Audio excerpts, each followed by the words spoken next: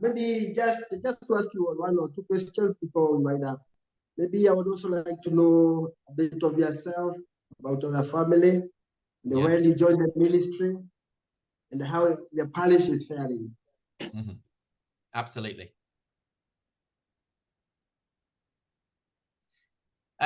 My name is Paul, and I'm the vicar of St Paul's Church here in Ansdell and Fairhaven. We're in the northwest of England in the United Kingdom, and the parish is quite near the coast, so the sea is not too far from us. I'm married to a lady called Ruth. We've been married for nearly 17 years, and we have 3 daughters called Emily, Anna, and Abigail. The eldest 2 are at secondary school, and the youngest is still in primary education. I didn't grow up in a Christian home. My parents didn't go to church when I was younger, but I was sent along to Sunday school, and my mum once said that I never complained and always seemed to enjoy it, so they just kept sending me. And so growing up, I was aware of God, and I think if you had asked me in my teenage years, are you a Christian, I would definitely have said yes. But particularly as I got to my older teens, it really made no impact on my life, really. And it wasn't until I went to university to study that I met some Christians there, and what they believed about Jesus from the Bible made a difference on their life. And I came to realize that actually I couldn't say that about myself. For the first time, I also asked the question, is Jesus real? I'd never even thought about that properly before. And so I spent some time looking at the historicity, can we trust these accounts of Jesus's life in the Bible? And I came to realize that Jesus is real, and that what he was saying about me was also true. And so over a period of time, I realized that I needed to respond. I put my trust in Jesus to forgive my sin and save me, and to lead me through life, for him to be in charge from now on. It was still a bit of a rocky road. But I was led into ministry. I thought I was going to be a map maker. I wanted to make maps when I was younger. I didn't think I would be a pastor of a church.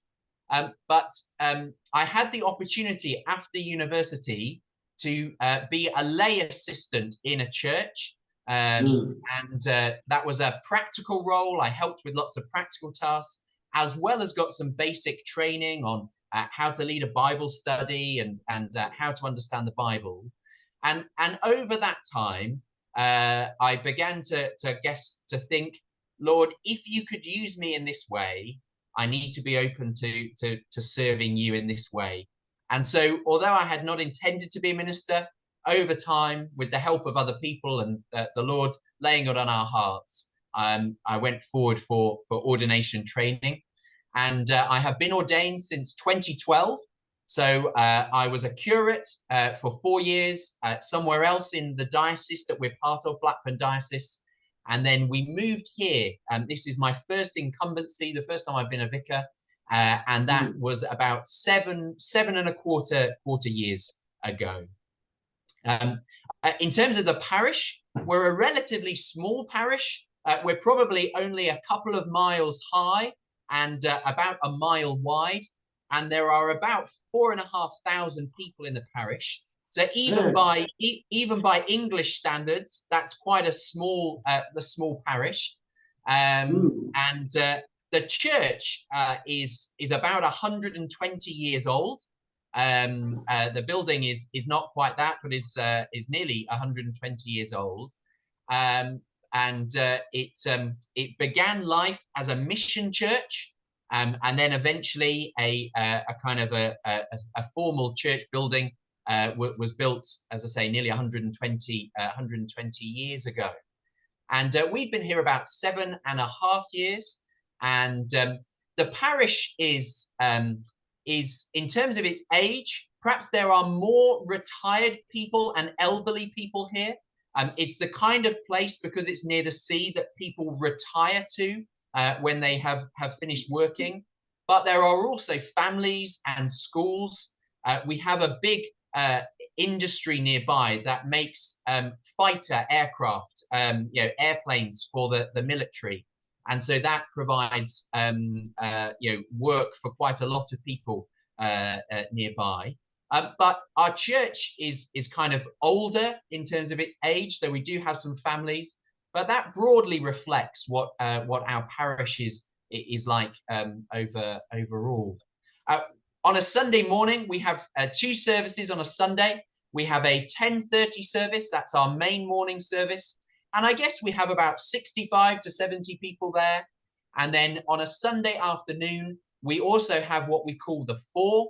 That's a more informal service where older and younger stay together, and we seek to try and learn together. So we do things more simply there and a bit more informally, trying to help our younger and older learn together. And then during the week, we have 2 more traditional services. I'm about to go to a Book of Common Prayer communion service. And then on a Thursday afternoon, we have a Book of Common Prayer service of evening prayer.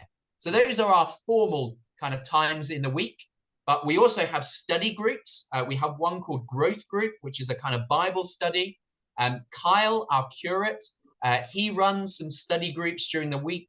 He's just started one looking at the 10 Commandments. And today we'll be starting one looking at church history and how God has worked through church history.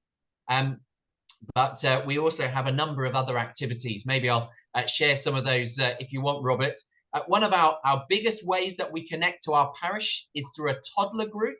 It began about 2 years ago, and we have about 35 to 40 children from the parish and around our town come every Tuesday morning with their parents or carers. Many of these are not connected to a church or have not really had any connection to Christianity. And they come, they have a fun time, we welcome them, but we also do songs, including Bible songs, and give them a Bible story as well.